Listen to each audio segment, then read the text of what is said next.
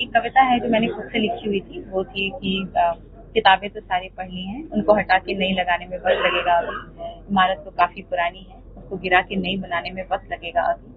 किस्से तो कई संभाल के रखे हैं, उनको कहानी बनाने में वक्त लगेगा अभी। सब्र करो, सब होगा, बस थोड़ा और वक्त लगेगा। सिविल सर्विसेज 2024 की टॉपर शक्ति दुबे हमारे साथ हैं, उनसे उनकी सफलता के पीछे की कहानी जानेंगे। जी शक्ति जी, पहले तो ईटीवी भारत की तरफ से आपको बहुत बहुत बधाई। Thank you so much. कैसे शुरुआत हुई, अपने सफर के बारे में थोड़ा बताइए। मैं इनिशियली तो मैंने शुरुआत करी थी विद मेडिकल बैकग्राउंड, सपना था डॉक्टर ही बनने का, बट फिर इस पूरी जर्नी में जब मैंने एक बार I move forward, I realised and I discovered my passion for civil services, तो इंटरेस्ट इधर की तरफ आया। फिर तैयारी शुरू करी मैंने इसकी, जिसके लिए मैंने कोचिंग की भी मदद ली इनिशियली। उसके बाद मैंने सेल्फ स्टडी करके and I have tried to build upon that. तो ये एक चीज रही जो मैंने थ्रू आउट फॉलो की। 7 साल की तैयारी रही आपकी, पहले 3 प्रयासों में प्री भी नहीं निकला, चौथे में फाइनल में नाम नहीं आया, 5वें प्रयास में आपने टॉप किया। जी, क्या कुछ रहा, कैसे किया ये अगर सब? मैं इस जर्नी को आप देखूं बैकड्रॉप में, तो ये था कि इनिशियल के जो पहला अटेम्प्ट था वो मैंने बस ऐसे ही कॉलेज से निकलने के बाद दिया था, तो बिल्कुल भी प्रिपरेशन के साथ नहीं था, तो उस वक्त मुझे ज्यादा उम्मीद थी भी नहीं। लेकिन सेकंड अटेम्प्ट से मैंने अपने उस पर काम करना शुरू किया था, एंड आई थिंक जो फुल प्रिपरेशन के साथ मैंने अच्छे से अटेम्प्ट दिया था, that was my third attempt only. और जिसमें जब मुझे निराशा हाथ लगी थी, तो उसके बाद मैंने कुछ अपनी गलतियों पे काम किया, एंड अल्टीमेटली फिर वो फोर्थ अटेम्प्ट के बाद से I think I started getting in clearing my prelims and getting the opportunity to write mains and for that I have built upon that. क्या आपने सोचा था कि इस बार टॉप करेंगे? क्या उम्मीद थी आपको रिजल्ट की? उम्मीद तो आई थिंक नहीं थी, मैं बस भगवान से प्रे ही कर रही थी कि एटलीस्ट नाम हो लिस्ट में। रैंक की तो कभी इतनी इस रैंक की तो उम्मीद नहीं थी, so it's all God's grace. इतनी बड़ी खुशखबरी सबसे पहले कहाँ से जानकारी मिली आपको?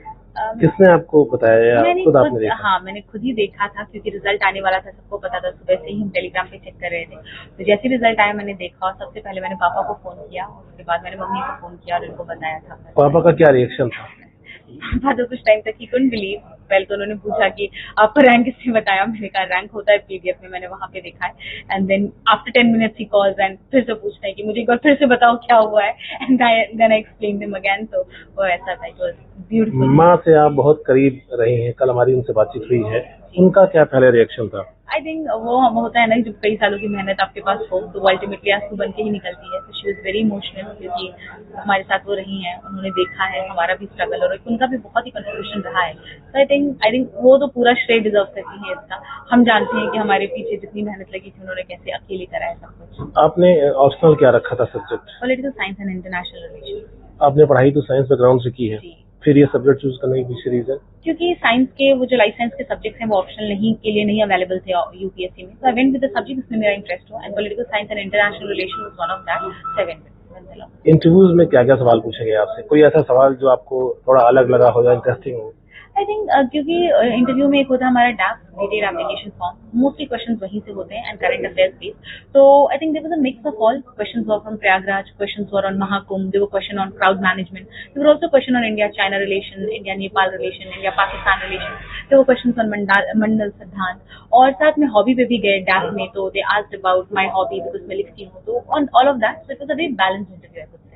कोई ऐसा सवाल जो आपको टफ लगा हो इंटरव्यू के दौरान? हाँ, एक सवाल आई कैन रिकॉल, जब उन्होंने मुझसे ये पूछा था कि मंडल सिद्धांत को अप्लाई करके दिखाओ इंडिया नेपाल और इंडिया चाइना पर, जहाँ वो थ्योरी एक्चुअली रिफ्यूज हो जाती है। दैट वाज द टाइम जहाँ मैंने उनसे कहा कि एक्सेप्शन हो सकता है and I need to read more about that. अब आगे का क्या प्लान है, क्या लक्ष्य है, क्या गोल सेट किया है आपने अपने लिए?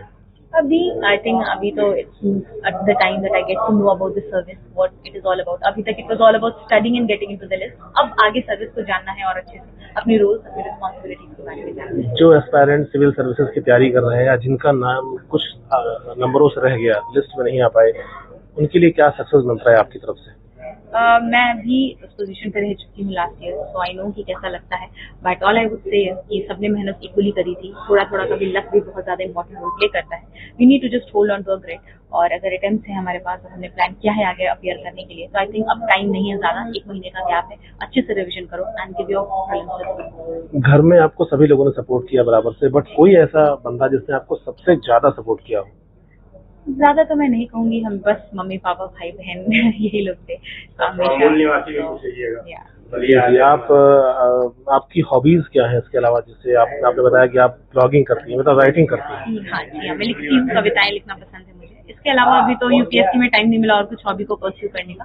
सो बस it is all about writing. कभी जब मन अच्छा नहीं है या कभी बहुत खुशी है, I used to just write. तो ये शक्ति दुबे थी जिन्होंने अपनी मेहनत के बल पर ये मुकाम हासिल किया है और आईएएस में प्रथम रैंक हासिल की है। अमरीश शुक्ल, टीवी भारत, प्रयागराज।